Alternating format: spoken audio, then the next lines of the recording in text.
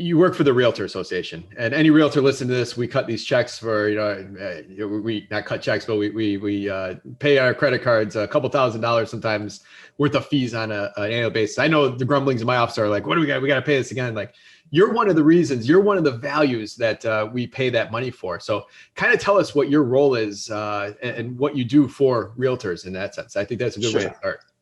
So the Realtors are a trade association, and you'll look at TV sometimes, you'll look at CNN or Fox Business News, and you'll see somebody with the American Trucking Association or the Cannabis Growers Association. These are basically non-for-profit business organizations that represent the interest of those people or those entities that are in the title: truckers, postal carriers, cannabis growers. So realtors, everybody who joins the Chicago Association of Realtors to get access to our MLS is a member of our association.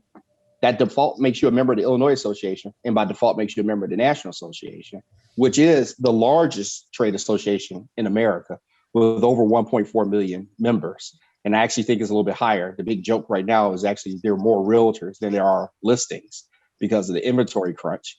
But 1.4 million members makes us the largest trade association. So these trade associations are there to make sure that we're carrying out the interests of the membership. We provide publication. We provide other value adds like publications and education. And one of the things that a lot of trade associations have on staff is, call it what you want: government affairs director, a policy advocate, or just a plain old lobbyist. And that old lobbyist carries a lot of bad connotations in today's society. I remember when I told my uncle I first became a lobbyist, I think he would look at me with more glee if I told him I was going to jail. But, he's gotten over it. He sees that I do good work here.